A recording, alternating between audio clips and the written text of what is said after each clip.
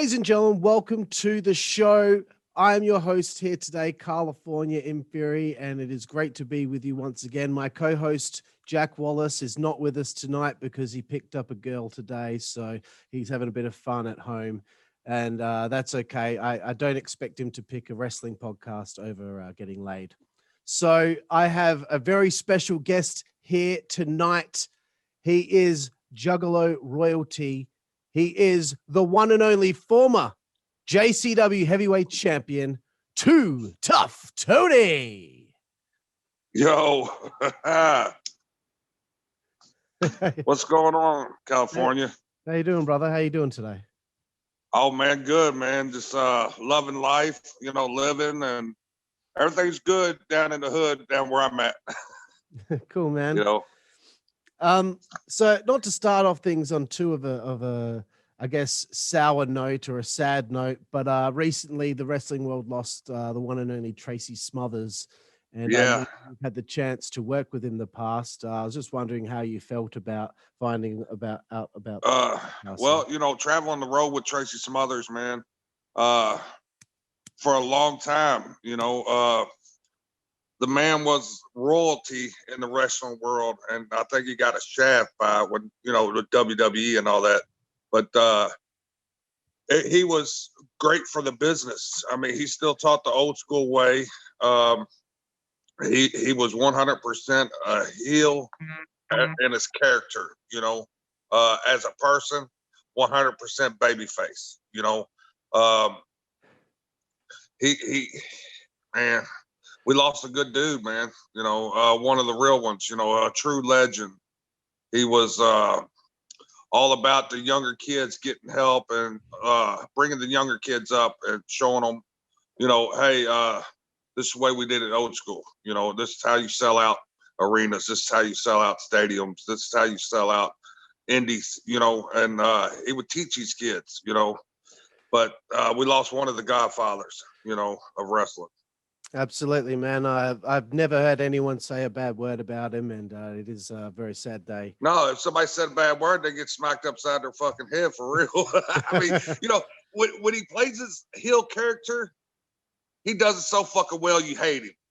Yeah. But once you talk to him, he's a lovable. He was just a gentle giant, man. God rest his soul, because he was so good to people, man. He was really good to people. He would take these younger kids on the road, like these kids who could travel. He'd have bookings. He would take them kids, and me being one of his kids, that's the way I looked at it, and it's like I lost a father figure, I understand, and I'm sorry for your loss. Yes, sad day in the wrestling world, man. I wanted to change the subject to right at the beginning of your journey in wrestling, and I just wanted to ask you first and foremost how you became a fan of wrestling. Well, I accidentally got into wrestling. Really, it's a fucked up story, man. Down in Louisville, Kentucky, where I'm from, I went out of town with these two guys called the Kentucky Sluggers, and they was going to Arkansas, and they was training with the Moondogs. Right. And so I'd never been out of town, really. So I went with these guys out of town, and I went to where they was training. They was training in this old barn with Rex and Spot. And Rex or Larry was like, "Come here, get in the ring, Tony. I want to show them something." So he whips me into the ropes. Comes in, he either took a clothesline, a back elbow, or something, and I bumped. And he's like, "Kid," he said, "stay in the ring." He said, "You're a natural." And I was like, cool, And I grew up poor, man. And, so I went down there with them every time they was going, and he was training me right along with them. And then when they was done, cause they paid like $2,500 a piece to go down there and train with the Moondogs. Yeah. And, like I said, I didn't have no money at the time. He was like, at the end of it, when they was done and everything, and I was like, "What I owe you?" He's like, "Nothing." So that started my journey in wrestling. Right. So you weren't ever really like a diehard big fan before that? You just kind of... I mean, like, like Saturday mornings, I would watch USWA. They would come on right, like we watch cartoons, and I played wrestler. Like with my buddies, we would build belts out of cardboard, aluminum foil, and markers and shit. We'd make belts and shit. But I like growing up, I never thought I'd be a wrestler, and the path that my life took me, I became a wrestler. It turns out it ended up defining your life in a way. Yeah. I earned a love for wrestling, Like I said, so Saturday mornings we would watch cartoons, and then I would watch it. I think it came on at 11 or noon or something like that, and then we would watch wrestling, and then after that we would go out and play or whatever, Yeah, fair enough. I want to know, May 23rd, 1996 is, my research tells me, is when you had your first match. You had your debut in wrestling. Do you have a story of your first match that you ever had? Well, I'll tell you what, growing up, and it was always Louisville Gardens. Everybody would talk about Louisville Gardens. I was in a 2-ring battle royal with the likes of Rob Van Dam, Sabu, and nobody really told me it was a work, you know what I'm saying? Because I was really trying to win some money. It was like a $25,000 battle royal or something. And they had, I was in there fighting for my life for real, as Tracy would say. I'm fighting for life in here, kid. But I was in there fighting for my life in there, and I was trying to win this fucking money. But nobody really smartened me up, and said, hey, man, So I got in there and fucking just beat the shit out of people and fucking trying to throw them out and shit. And they was trying to throw me out. And fucking, I remember at one time, I forgot who it was, but they shot me out of there because they knew that, I was fucking green. I didn't know, I was trying to win fucking money, man. Nobody smartened me up. But it was in Louisville Gardens, man. A lot of people try to get there, and that was my first match. Unbelievable. What a great venue to have your first match in, and it's a great story. Yeah. I also wanted to ask you the story of the first time you met a guy by the name of Corporal Robinson. Oh, yeah, Corp. Okay, so we're going back to Louisville Gardens now. Right after USWA quit Louisville Gardens, Kate, Kentucky Champion, Mike Samples had an organization that came in there, and Corporal Robinson was the Power Ranger. Okay, so he would dress up as the Power Ranger. That was his gimmick back then, as a wrestler. Yeah. And I got to know Corporal through a lady named Abby. And me and Corporal became friends, and he was, he was good to me. He was in the same profession that I was in. So, he started just a little bit before me, and so I got with him, and then we started hitting the road together. We both, he started working for IWA, and I started working for IWA, and we became closer and closer. He lived right across the bridge over in Indiana, which I live in Louisville, which is about 15, 20 minutes. So we would hang out all the time and go to shows. Right. My research also tells me that there was a good period of time where you were traveling around the country with him and Madman Pondo. I just wanted to know what that experience was like. You three young guys on the road together. I'm sure it was a wild time. Oh yeah, wild times, man. Anytime you're with Madman Pondo, come on, man. It's just he's a big fucking kid. He's like he's never left fucking 16. It's always pranks.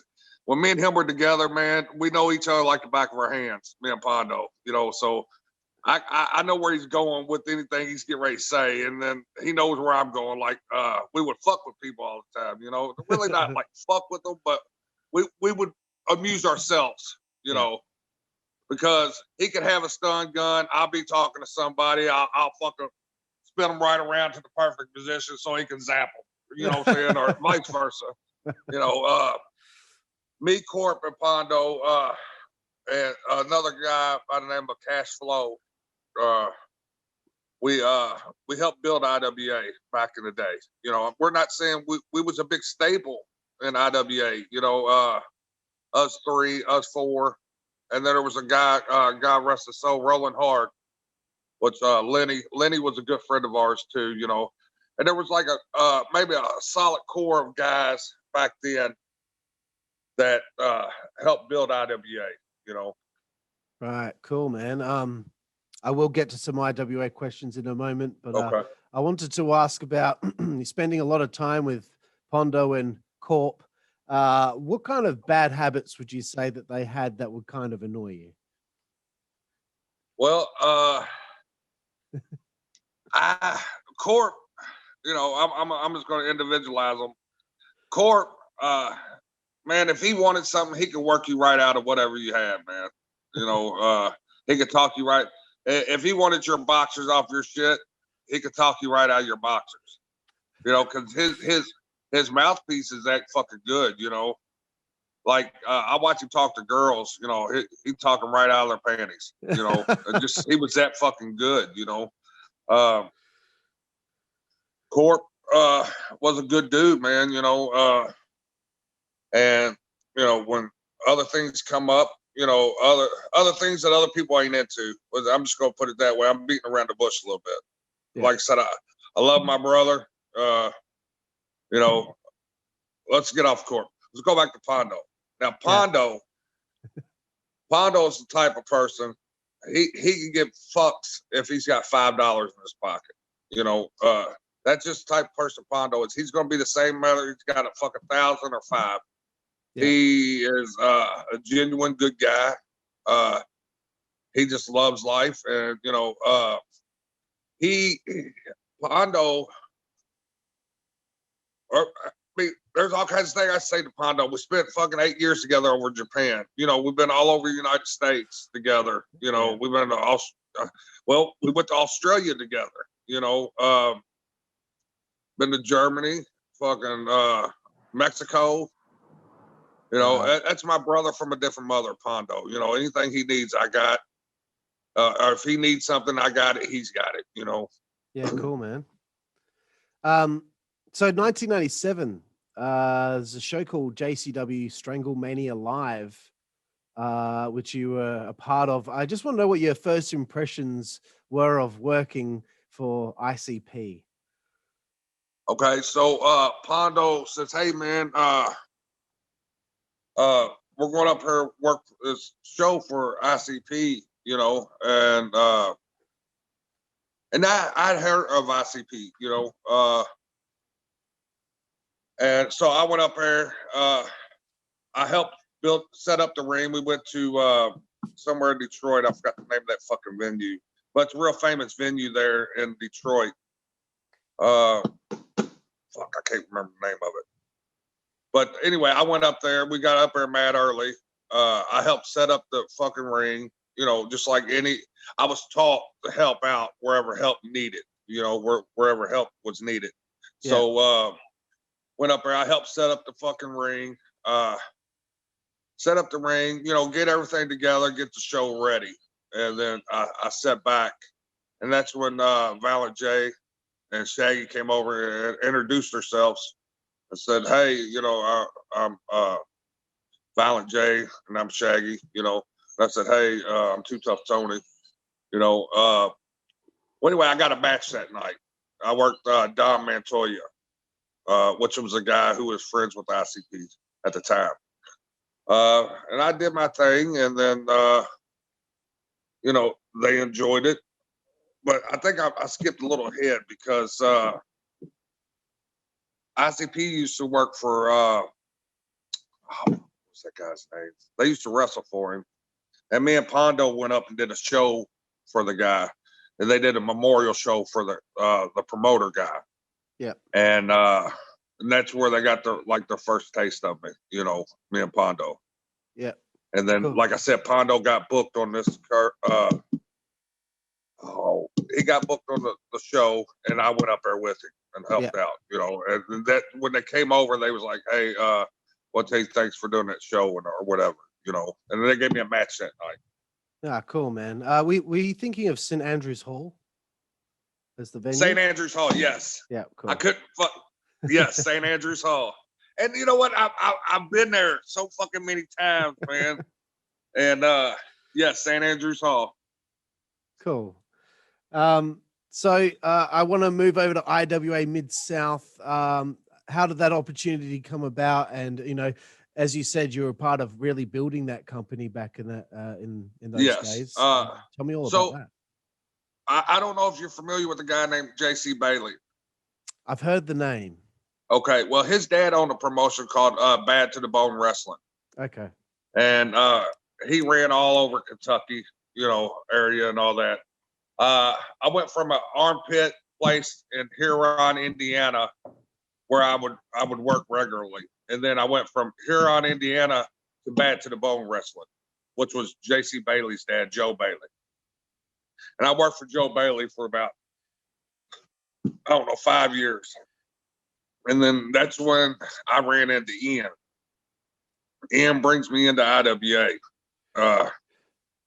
And I done did what all I could do for Joe Bailey. I was jumping off shit and fucking help building his crowds up, just doing all the crazy stuff. And Ian's like, man, you'll be a good fit here at my company,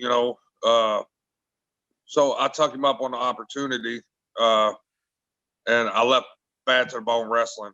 Joe Bailey didn't like it. We had little bad words and stuff. So first thing I do when I get to IWA, I take off the Bad to the Bone Wrestling shirt, throw it in the trash can, I catch it on fire. Oh, shit.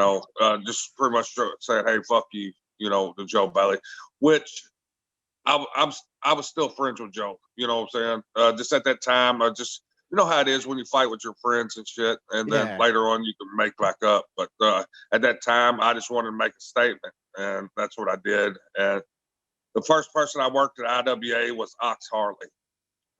Ox Harley fucking ate me up, wouldn't give me shit, and went in there and fucking just pretty much, try to fucking rough shot me, and the deal of it is I knew Ox was going over, so there wasn't really much I can do.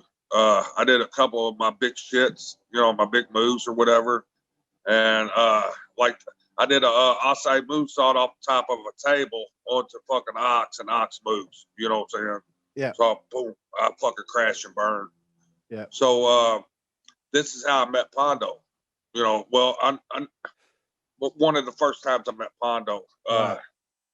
And Pondo was just like Tracy, man. He'll help any guy out, man. And like I said, that's why I love Pondo. But anyway, so Ox ate me up, and then I come to the back. And, Ian's cussing Ox out because, it was my debut and all that shit. And pretty much the fucking dude ate me up, wouldn't give me shit or wouldn't take none of my shit, Yeah. So Pondo steps up and says, hey, Ian, let me work, the kid next week. And Pondo took very good care of me, man. And that started a friendship for me and Pondo. That's fucking now today, it's 30, 35 years, he took really good care of me, man.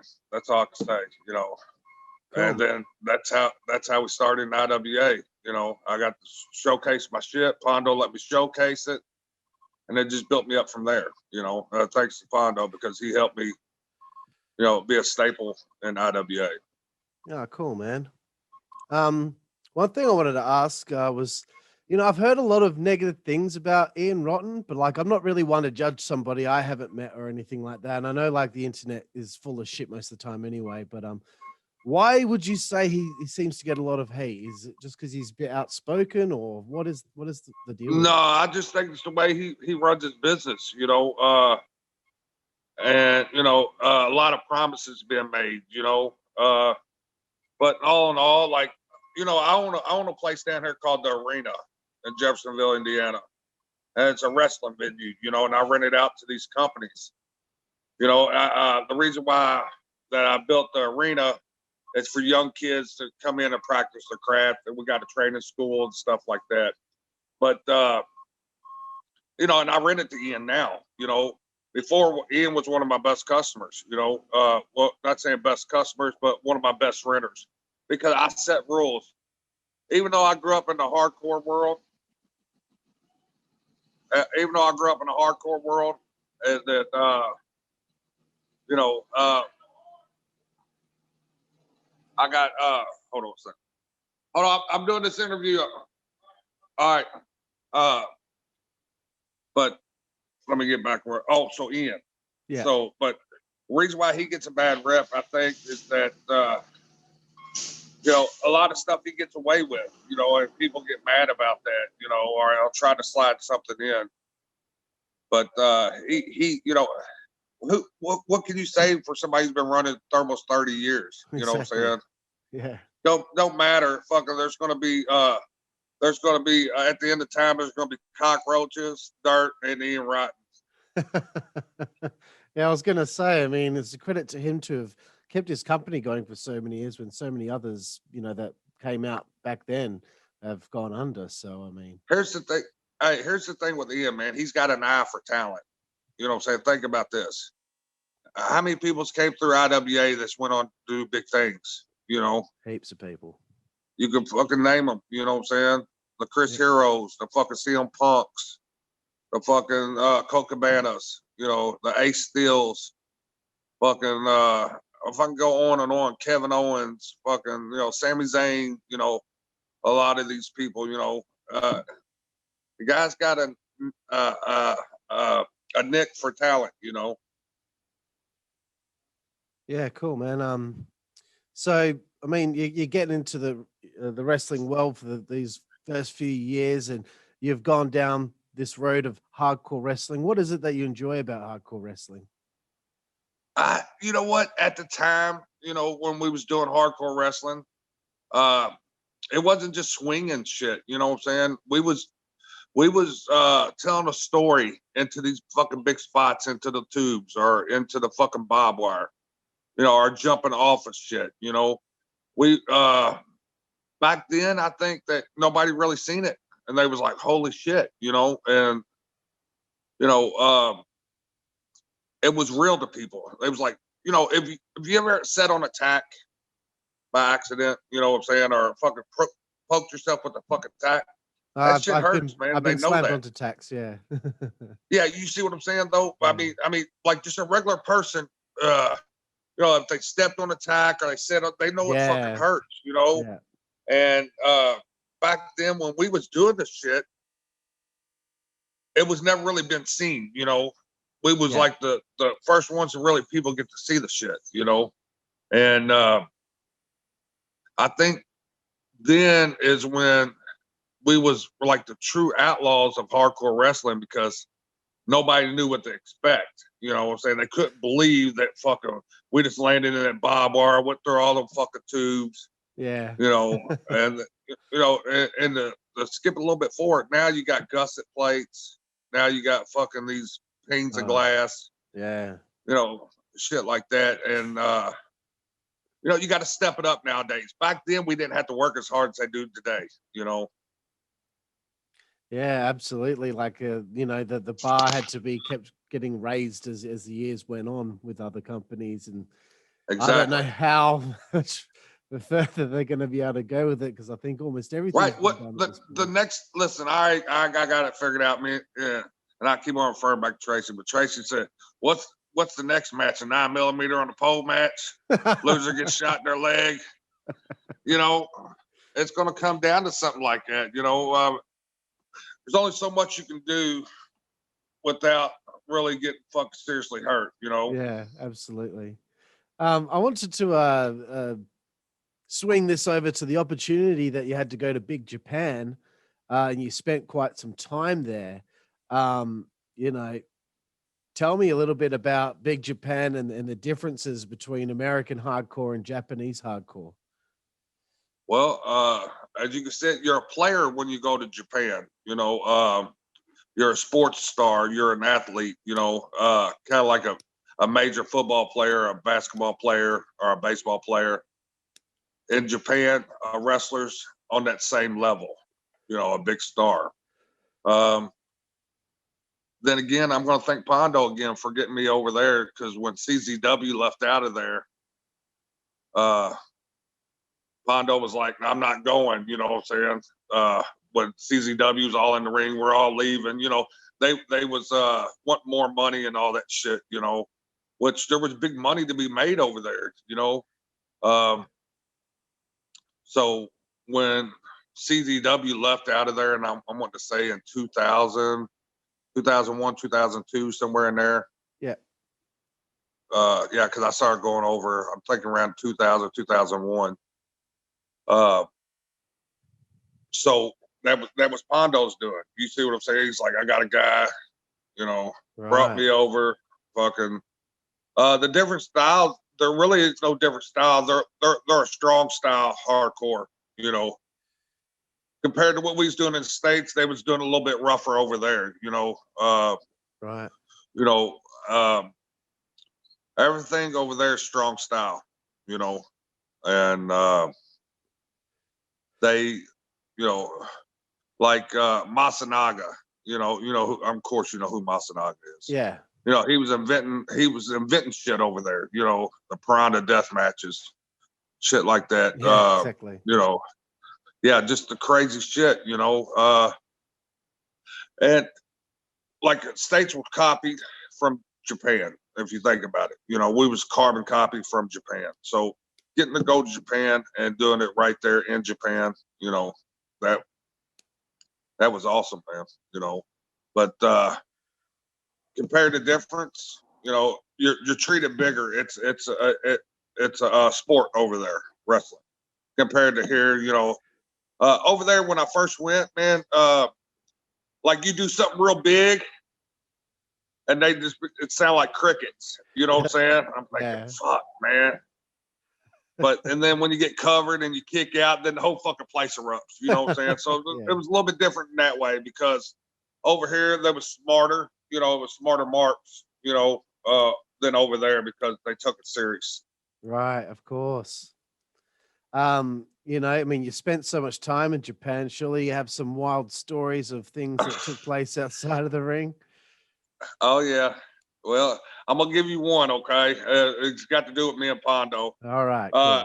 After I went there, actually I'm gonna tell you two, okay? Okay. First one is how we became Bakugajin there, okay? Tosaka, which is like right under Kojika. Kojika's the head man at BJW. Tosaka's like he's the running man, you know, he's like the vice president. So we've been pitching this ideal, you know, well, Pondo had his wife, Mommy, at the time. Well, it became his wife. Her and her friends would always call me a Pondo Bakugajin, which meant stupid foreigners, you know. And me and Pondo would be like, stupid foreigners, you know. And Bakugajin. And so we went to Tosaka with it. We went to him with the ideal. And that's like saying a racial word on TV and stuff, you know. Right. And saying, you know, so we went to Tosaka with the ideal. Tosaka said, oh, I love, you know, great deal. And then, so when we came out, Corrigan Hall, which was our home base there in Tokyo, we start saying, we declare that we're now Bakugajin, and the people are like, oh, you know, and all this. And all so we come back and we come in the dressing room, and Kojika walks in and he goes, oh, I don't think people like Bakugajin. He's like, oh, so Kojika would walk out one door, and here comes Tosaka through the other door, and he goes, oh man, people love Bakugajin, you know. And so the next time we came to Corrigan Hall, before he came out, the whole fucking place is chanting Bakugajin, you know. And then after our match or whatever, we go back to the back, and Kojika comes in and goes, oh, I don't think people like Bakugajin, you know. So he went out one door and then comes another door. Here comes Tosaka again. He goes, oh yes, people love Bakugajin. You hear them? Well, he's like, yeah, you know. And then I think it was a few more shows after. I don't think it was in Corrigan Hall. We was someplace else in one of those small country towns. And finally, Kojika comes up, he goes, okay, people like Bakagaji, you know.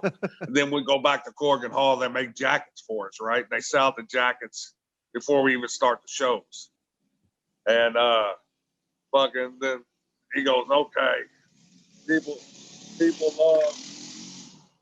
love Bakagaji. And that's how, you know, we really started it. You know, it just being stupid, you know. Anytime, like, we do something stupid, a normal person probably get fired over.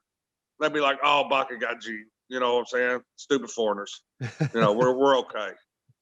So another time we had to go to the tip of Japan, which is Sapporo. We'd get on at Tokyo, we'd pull the bus on the fucking big ship or whatever, and we would ride a ferry, I call it ferry boat, like up to Sapporo. And so we was teaching some of the Japanese guys how to play draw four. Yeah. Uno.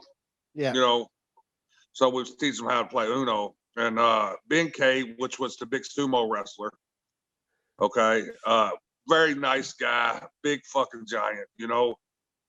We was teaching him how to play Uno and stuff, and we, you know, having a good time, all drinking and stuff, and learning how to play Uno. So we get to Sapporo, they have this battle royal, you know. So me and Pondo get in there, we're goofy motherfuckers as we are. We get in there, we're punching everybody like draw two, you know, or skip red and all this, you know, playing around in this fucking battle royal. So we come back, we go downstairs, Big K's fucking angry. Okay, he's fucking mad.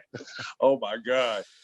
Fucking, so I'm behind Pondo. Pondo walks up to him, goes shake his hand, and Big K just shoves the shit out of him, right?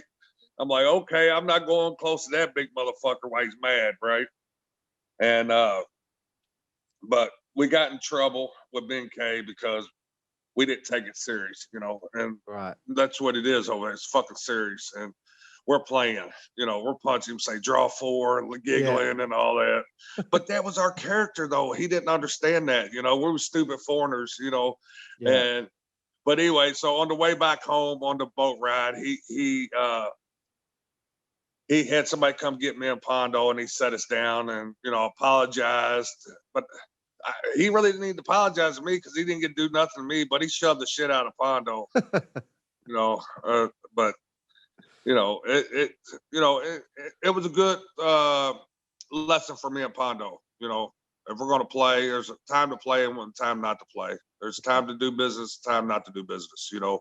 That wasn't one time to play. And I seen that in Ben K's face.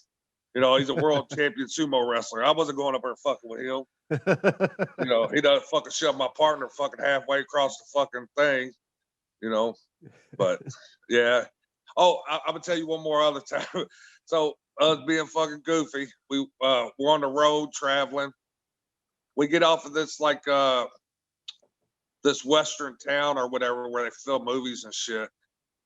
And I got this fucking bright idea. I'll slide back off in the woods, and when people go to walk by, I scare the shit out of them, you know.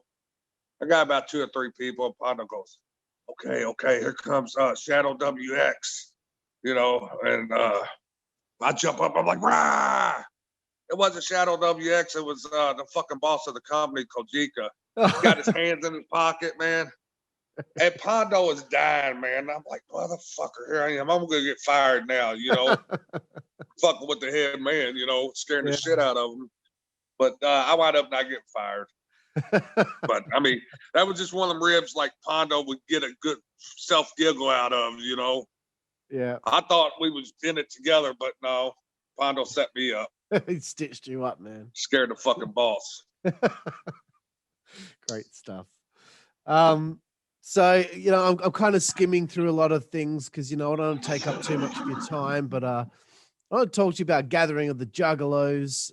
You know, it looks like a fun time. I've always wanted to go. Unfortunately, I've never had the chance to, but when all this pandemic bullshit's over, oh yeah, definitely on the bucket list. You know, any stories of any of your times with being at the Gathering of the Juggalos?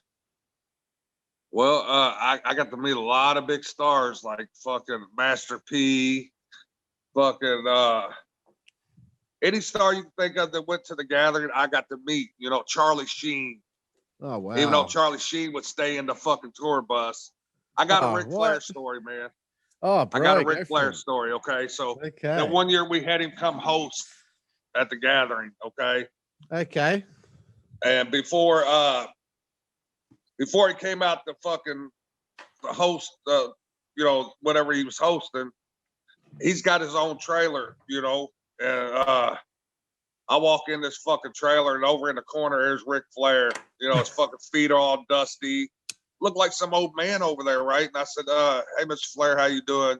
And usually, like, the big stars like that I call handlers, you know, somebody who's running for him and all that. Well, his handler hadn't made it yet. And I said, hey, Mr. Flair, hey, I'm Too Tough Tony, you know, and I wrestle for JCW. I just want to check on you, see if you want anything to eat or whatever. Right. He looked like a homeless dude over in the fucking corner, you know, just all dirty. That's how it is at the gathering, you know, it's just dust and fucking, you know, running around all day long and shit. And so I went and got him some food, brought it back to him. You know, that's my Ric Flair story. I know it ain't that big, but you know, that's huge, it was cool. It was cool to me, you know. I would say so too, man. Fuck, it's Ric Flair for people. I got to meet Afro Man. Fucking smoked some weed with him. You know, I got to smoke weed with a lot of people, man. You know, fuck. I'm trying to think which one stands out the most. Oh, Willie D from the Ghetto Boys. You know what I'm saying? Him and Joe was talking, and me being the person I am, I went up and said, hey, y'all hungry? I'm getting ready to go over to cater. And, you know, he's like, yeah, man, I've been starving or whatever. And then I went and got them some food, got me some food. We gave him the food or whatever. And then later on, Joe called me on the bus. He goes, hey, man, here's $100, man. I'm like, what's this for? You know, he's like, man, you made me look, well, didn't make me look so good. He said, that was awfully fucking cool of you to fucking offer food to Willie. I didn't know he was hungry and all that shit. And Joe tried to give me $100. And I was like, man, I don't want your money. I would have did that anyway. You know what I'm saying? If I was going to get something, I'm asking my boys, I mean, hey, y'all want something? I'm going over to get something, you know? Yeah. But, you know, shit like that, man. I can go on and on about Valley J, dude. You know, them guys have been so fucking good to me, man. You know, gave me fucking opportunities after opportunities, you know. And that's another subject, but, you know, fucking ICP's been so fucking good to me, man. I can't stress that enough, you know. That's great, man. It's great that you have so many great people in your life like Pondo and ICP that have done so many great things for you. It must mean a lot. So I wanted to move on to who was the first big name you ever worked with? Like, you know, a legend from the business. Fuck. Because I got a list here of people. Yeah, well, I'm going to tell you one of them was Rip Rogers. Oh. You know who Rip Rogers is? Yeah, I'm going to be interviewing him next Friday. Listen, and that guy, when I worked for BBW, remember how I told you went from Armpit to BBW to IWA? But I worked for BBW, and they brought Rip Rogers in. And I can't touch you, but like if he, when I met Rip Rogers, he's like, kid, don't touch me no more than this. And he barely touched me. I couldn't even feel him, right? Right. And so Rip was so fucking good in the ring, man. And like I said, I was still green at the time. You know, I really didn't know my ass from a hole in the ground. You know, I didn't know the difference between a wrist watch and a wrist lock, you know. But anyway, he said, kid, don't touch me no more than this, you know. So we're working or whatever. And he ties himself up in the fucking ropes. So now I got fucking free shots, right? So I fucking start, he locks himself in the rope. My fucking dumb ass starts chopping him. And that's the worst thing you do to Rip Rogers, okay? So he locked himself up in there, and I just fucking start waylaying him in the fucking shit. He fucking untied himself and beat my motherfucking ass, you know? And then I go on the back end, and he goes, who trained this motherfucking piece of shit? And blah, blah, blah, blah, this, and, you know, just fucking on and on rambling, you know? Like I said, I was fucking green as hell. I didn't know no better. You know, I done told you the story about my first time in the fucking Louisville Gardens. You know, I was really trying to win that $25,000. Nobody sparked me up, you know. Not until like maybe after Rip did I really start getting smartened up, later on when Bull Payne tucked me under his, wing, but fuck, I worked, fucking shit. There were so many people I worked, man. I've got a list here, man. The Barbarians. Right, cool. I got New Jack, Balls Mahoney, Too Cold Yeah. Scorpio, Sabu, Rhino, Tommy Dreamer, Shane Douglas, Wow. Kamala, fucking Necro Yeah. Butcher, of course, Trent Acid, Yeah. just incredible. That's a whole Yes. heap of talent right there. Well, that was just a quarter of them, probably. I probably Yeah. forgot more than than I worked, man. But yes, and you know what? And that's what, man. You can call me a fucking a dumbass or whatever, but when people come up to me and they're like, "Hey, man, I love you," and all this shit, I'm like, "Look, dude, I'm just the same as you, except I was in a better place at that time." It like I tell my wife, I'm like, "Look, it just freaks me out sometimes. It ain't that that anything bothers me, but like when I'm out and I got my kids with me and everything, everybody comes up to me and they're like, 'Hey, man, whoop, whoop,' or whatever." Yeah. It just freaks me out sometimes, you know what I'm saying? And that's one of my weird pet peeves. Like if I'm out doing shit, like in the wrestling world and doing my wrestling shit, I don't mind it. But when I'm home, I'm Tony, you know what I'm saying? That's what I tell them. I'm like, "Man, I'm just Tony, man. That's my alter ego, or that's what I used to do, And, Yeah. No, I but totally I get love that, it, man. I totally get what you're saying there, because I remember when I was like about 10 years old, my hero was the local basketball player in Perth. His name is James Crawford, the Alabama Slammer. He's from Alabama. Uh-huh. And me and my dad were at this place. It's like kind of a good place to take your kid to, it's like science related and all that stuff. Anyway, it was like, there was no one in there but me and my dad and James Crawford, and he was with his son. Now, he was my hero at the time. And my dad said to me, "Go and say hello to him. Go say hello to him. Go ask for an autograph." And even at like 10 years old, I was like, he's with his son. I don't want to bother him. Like, that's my hero right there. And I still Right. had enough respect to keep away. Well, He's, here's what I've learned. Being on the road with ICP, I understand the fan side, and I understand like the artist side. As a fan, you might not be able to have that opportunity to do that again. So it doesn't matter if they're eating or whatever, because a lot of times we've been out eating. People will come up and they're like, "Man, we're just trying to fucking eat, man. Can you at least wait till afterwards or whatever?" Maybe they had to fucking leave, you know what I'm saying? And to be a big star, that's what you put yourself into, and from a fan side, like I said, you might not have that opportunity ever again to be able to fucking do that. So why not go ahead and try it, yeah. And I get it, man. I get it. So it's like a double knife ass sword, you're damned if you do and damned if you don't. Sure, some of them might say, "Okay, here, get back up from their meal and get up. Hey, we'll take a picture or whatever." But a lot of them's like, "Motherfucker, get the fuck away from me. I'm trying to fucking eat." You know what I'm saying? Absolutely. And that sucks, man, because when you're a big mega star like that, you put yourself in that position to fucking make fans want to come up, take pictures, or, say hey or whatever, Yeah, so anytime that they get a shot to do that, they're going to do that. Yeah.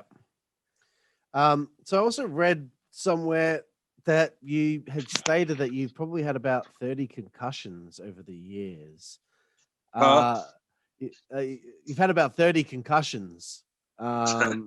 Is that true? And do you feel the effects of that? Is that something that bothers you? No, I don't even think about it no more, man.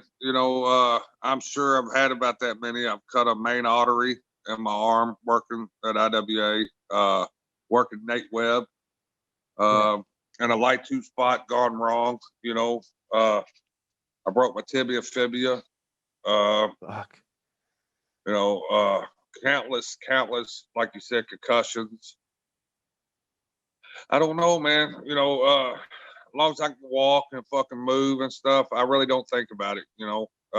Maybe one day it might play a big factor in my life, but as of right now, when I slowed down doing the hardcore, went back to wrestling. I think that helped me out a whole lot, because, concrete don't move for nobody but Pondo. That's what we always say, Fuck, if you can land on concrete all day, it's going to fucking hurt, but if Pondo lands on it, it don't hurt, But, yeah, it takes a toll on your body, man. That's what I'm saying. The new age hardcore guys, they're in it and out it. You see what I'm saying? They may come in and make a good run for 2 or 3 years, and then they're out. Which like a I was Nick talking with Mondo somebody the other day. Like a sick Nick Mondo wasn't around. Yes, there you go. Perfect example. And then did what all he could do, and then got out. Now I heard he's a movie producer or making movies and stuff. Yeah. Great for him, man. There is life after wrestling, and I remember, when I was first starting out, all these legends, they're dying in the ring.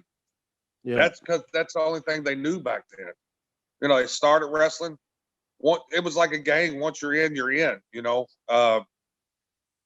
and, a lot of them would die wrestling. That was Tracy Smothers, man. He started out wrestling. That's the only thing he knew. He never had a job at Burger King. He never had a job at fucking Waffle House or at the car lot or a factory job. That's all. Only thing that man knew was wrestling, and that's the way he kept it, man. He did it his way, Yeah.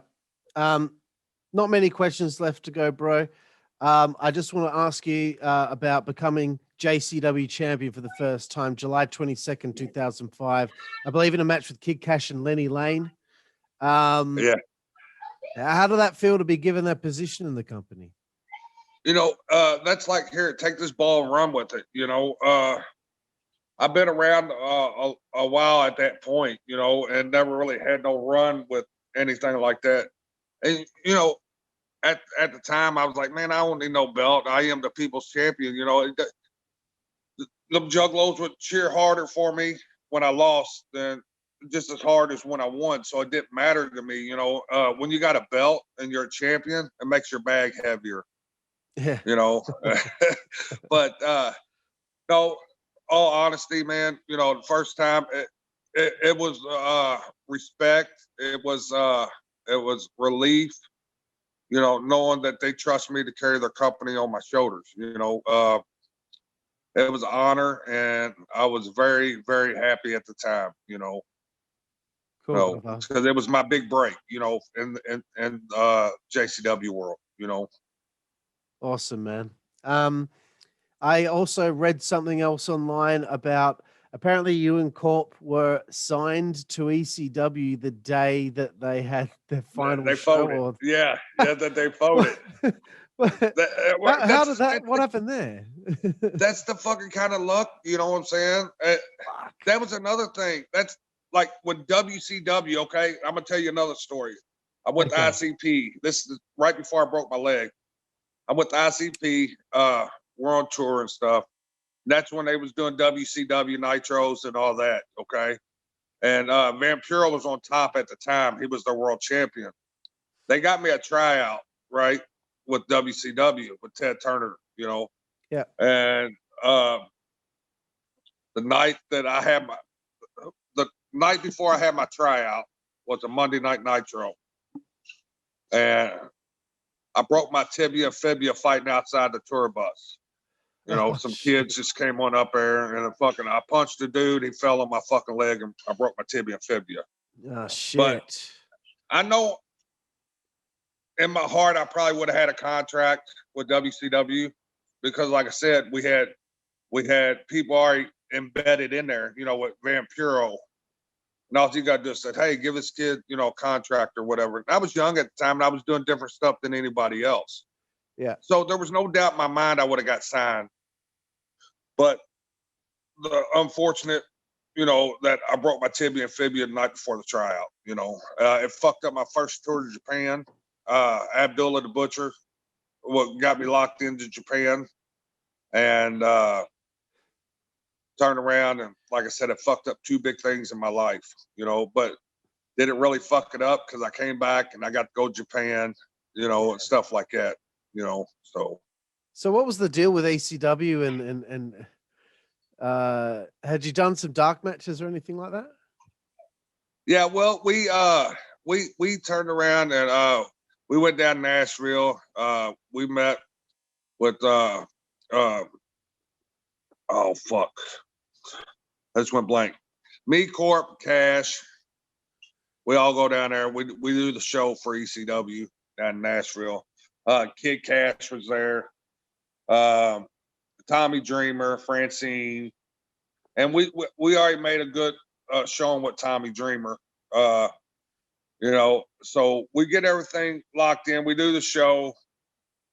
They was offering us the deals or whatever, you know, and I come to find out they closed down, you know. So we never got to really sign the fucking deal. Oh shit.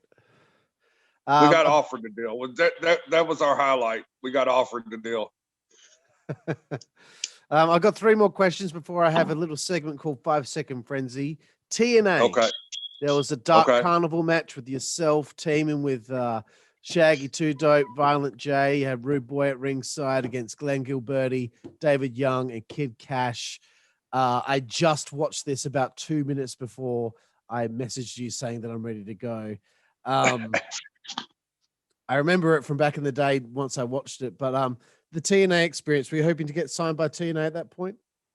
Yeah, I was, man. You know, I was really excited because Nashville ain't that far from me, right? And they was at Nashville Fairgrounds, and what happened is that, you know, ICP really can't commit to anything big because they got all kinds of shit going on, and that was the plan, was to embed me in there, you know, and I wound up not staying because they wasn't going to stay, you know, and that would have made, you know, them look at me different, I think, you know. Okay. So I would have rather went on a different term, you know what I'm saying? I understand. You know, and like I said, they can't commit to that, you know, and they want them to commit, you know, and it never worked out really, you know, and I was fine with that. You know, I made some money with them. I am going to tell you one more story real quick, and I don't mean to, you know, I keep, because these stories pop in my head when you start naming stuff, you know. Sure. So that night at the Dark Carnival match, I'm working Kid Cash, right? And I do that big front flip leg drop, and Kid Cash stands straight up, right? Yeah. And I land to my ass, and I sharted. I sharted in my fucking pants, okay? True story. So and I couldn't stop it, you know what I'm saying? Just the way I landed, it fucking pushed fucking like water out my ass. You know, I sharted, you know. Well, so, I mean, there's a lot of velocity behind that move, so I'm not surprised that was what. So anyway, we get back in, and then I get a hold of Cash, and I put him in the Tony driver, right? So his face is right there in my ass. Yeah. Okay. So his face is right there in my ass, and I hit him with the Tony driver. Boom. You know, 1, 2, and then whatever, he kicks out. So I said, hold on, buddy. And my son. Dad. Hold on, buddy. I'm doing an interview, okay? Say hi. That's a little tough. Hey, brother. That's a little tough. But so anyway, I sharted. I fucking put Kid Cash into the fucking Tony driver. And it should have been a free count. Yeah, it should have been over right there. Yeah. And but anyway, so we come to the back after the match, or what? Is that when Monty Brown comes in, makes his return? Yeah. He gives me the power bomb onto the ladder, right? He does, yeah. Yeah, and I'll take the 1, 2, 3. So well, we get back in the back, and they come back, tell us thanks for the match or whatever, and then Kid Cash comes over and goes, man, everything was great, but you smell like shit, you know. I said, that's because I shit on myself, you know what I'm saying? I didn't tell you the fucking story. And then Joe and them was going, fucking, you're fucking nuts, man. I don't think I've told anybody. I was like, man, but it fucking happened, you know what I'm saying? There was nothing I could do about it. But you know, knowing I got a little bit of fucking shit on my ass, and I still got to fucking do the rest of this match, you know. And I think I was wearing white at the time too, so I'm hoping it didn't bleed through. You know, I think that's the best story we've had on this show. This is probably our 22nd episode so far, so that is, I'm loving it, man. You know, I was going to tell you something. When we came to Australia, man, Perth and all that, I loved Australia, man. You know, we had to fly to different, you know, the different cities or whatever every night, you know, after we did the shows. But I like how down in the little square or whatever y'all would call it, people are doing fucking acts and stuff, you know, trying to earn money and stuff, man. Yeah, that's the best, dude. Yeah, a lot of street acts, a lot of buskers. Yeah. Yeah, well, cool, man. I didn't know that you'd been to Perth. Yeah, oh yeah.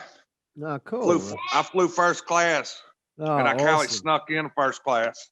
Okay, look both ways. Look both ways. So second last question to Tuff Tony. Have you had your last match, or what would be the ideal situation to have your last match? One more. I'm sorry, kids just ran through. That's cool. Have you had your last match? And if you haven't, what would be the ideal situation to have your last match? I really ain't even thought about it, man, because sometimes I think about quitting. Other times I don't, you know. I'm at the point in my life to where you know, at the right time. Okay, give me a second, buddy. I'm at the point in my life to where I'm going to do what I want to do when I want to do it, and I own a successful lawn care business right now, so that's my main goal. You know, that's what I worry. Like before, Plan A was wrestling, Plan B was my lawn care business. Yeah. Now they swapped, so Plan A is the lawn care business, Plan B is wrestling. Right. I ain't really thought about it, man. I think like I periodically do bookings, you know. I can still go, you know. I can still do it, man, you know, but my body goes, hey man, you sure you want to do this? And then after I wrestle, I'm down for a couple of days, you know, not really down, but just don't feel like I normally do, you know. It takes a toll on your body, man. And absolutely. I don't know. I don't think I'll ever get out of wrestling. You know, like I was telling you earlier, I own a place over in Jeffersonville, Indiana called the Arena. And, you know, if I want to wrestle, I'll go over there. You know, I got a training school, you know, Grindhouse Pro Wrestling Academy.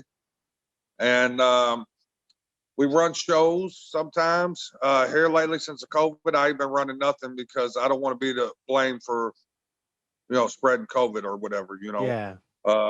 But some of the companies that are coming in there is IWA. We got Girl Fight Wrestling, which Pondo owns. All girls promotion. You know, shit like that. You know, I'm more on the business side than the working side these days. Yeah. You know. Cool, brother. So I want to bring you into our final section of the night. It's called 5 Second Frenzy. It's 10 questions, quick fire, and it's just to find out a little bit more about you and your favorite things. Okay, and I'm going to tell you, you know, I lied to you earlier. I was like, man, I only got about 30 minutes, but we've been rocking pretty good, and I'm happy, man. We've been doing good, man. I appreciate that. I'm glad, bro. So first and foremost, your favorite wrestler? I got a few of them. We'll just name a few of them, or yeah, sure. You know, skip that one. Okay, favorite opponent? Favorite opponent? Madman Pondo. Thought so. The favorite match that you've ever had? My favorite match I ever had was with I was tagged with against Brad Christopher Rakishi. It was me and Tommy Dreamer. You and Dreamer against two. Cool. Yep, I saw that. Cool. Your favorite TV show? My favorite TV show, Live PD. Live PD. Haven't heard of it, but yeah, we have it's big over here in Louisville. It's a cop show. Okay, cool. Favorite film? Favorite film? Back to the Future. Awesome. Favorite food? Pizza. Yep, we get that answer quite a lot, actually. Your favorite place to eat on the road? Waffle House. Cool. Your favorite alcoholic beverage? Bacardi. Lemon. I was watching a match with you and Corp against Pondo and Necro Butcher, and on commentary they had mentioned that you'd already had a bit of Bacardi before the match. Your favorite female body part? Probably the boobs. Excellent. And the last one for 5 Second Frenzy, Too Tough Tony is your favorite curse word. His favorite what? Curse word. Oh, fuck. We get that answer a lot too. Well, Too Tough Tony, I really want to thank you for your time. 1996 to 2020, all these years in the wrestling business. That's 24 years, man. You've accomplished so much in IWA, JCW, Big Japan. You've done a lot. You've put your body through a lot of shit for, just for the fans and to make a bit of coin. And I just want to say, from Perth, Western Australia, I appreciate you and everything that you've done. And I hope that you're proud of your accomplishments. Well, I'm very proud, man. I appreciate you giving me the platform to be able to go down memory lane, because when you started naming off names, I was like, oh, yeah, I forgot. I forget a lot more than what I did, I think, and like I said, it's for the love of wrestling, man. And, I appreciate your time, man. I know your time's valuable too. And just to be able to think about me, somebody just, I don't consider myself old and washed up, because like I said, I can still go, but just to be in your memories, you know what I'm saying? I always tell people, man, is that you could have spent your money anywhere and had a few hours of good time. Thank you for spending it with me, and, let me do what I do, to take some bad memories off of you for a few hours, or some troubles off of you for a few hours, and enjoy it. You know what I'm saying? So it's always a blessing, brother. Man. Absolutely, man. It's always a blessing. And I want to thank you for being a man of your word and doing the interview with me. We've been screwed around with a lot in the last few months, here's the thing, man. That's all you got to your word and your bond. You know what I'm saying? And if you ain't got that, you ain't got shit, man. Absolutely. When you're honest with somebody, it comes back tenfold. That's just not the person I am, man. If I tell you something, take it to the bank, cash it, because it's going to get done. Excellent, man. Well, thank you again for being on the show tonight. And fuck Jack for not being on here tonight. Okay. Oh man, this has happened before. Last minute. It's a typical weekend, right? It's a typical weekend. He don't want to come in and fucking put in the work. See, he don't get no credit for today. Only you, bro. Oh, I'm loving Only it. You. Loving it. And he's going to regret it, because he's going to watch this back and realize how much fun this was. And it might have been better than the sex he had tonight. So. Yeah, see, that's right. Because you could have jacked off for free and still helped us out. Thanks, Tony. No, thank you, man. Like I said, man, I'm still on the social media. Too Tough Tony, check it out. Grindhouse Pro Wrestling Academy. If you're in the surrounding Kentucky area, you ever want to be a wrestler, I know y'all in Australia, kangaroo country, Yep. that which reminds me real quick. Okay. So we all fly into Australia, and I get off the plane. Some dude comes up to you and says, "Hey, give me a fag." I thought he called me a fag. Okay. Yeah. And I'm sitting there smoking, right? But I'm like, you just call me a fag? And I'm like, man, I'm getting ready to fucking fight I just got off the fucking plane, ain't smoked in fucking 13, 14 hours. And the dude said something about a fag, right? And I thought he was calling me a fag. And I was contemplating to punch him or not. And then he goes, no, and points to my cigarette. So I gave him a cigarette. I said, you didn't have to call me a fag. I would have gave you a cigarette, and then I learned that fags are cigarettes in fucking Australia. I don't know why that's a thing. I don't understand. Yeah, but you know what I'm saying? But I was contemplating on punching the dude, and all he wanted was a fucking cigarette. So I would have been the asshole punching him, and be like, you called me a fag. No, I wanted a fag. Oh, That's thanks my for Australia that, story. thanks, Tony. I appreciate your time tonight. And Yeah, anytime, man. I would love to do another one if you ever want to do another one, okay? oh, absolutely. There was so much that I didn't get to cover because I didn't want to take up too much of your time, but we'll definitely bring you back. And like I said, I didn't have much time, but I made it. I made it happen. You know, I knew my son would be out here fucking.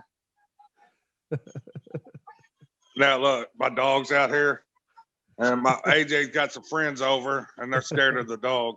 See, that's what I'm saying. Being a parent is some cool shit, man. Yeah, man. You know. So to Tuff Tony, thank you again, and thank you everyone for watching the 55 Live podcast. I forgot the name of the podcast for a second there. The 55 Live podcast here in conjunction with the WZWA Network. I'm Karlifornia Infirri, alongside my new friend, Too Tuff Tony, and we will see you next time. Thank you. Don't forget, 55 Live, motherfuckers.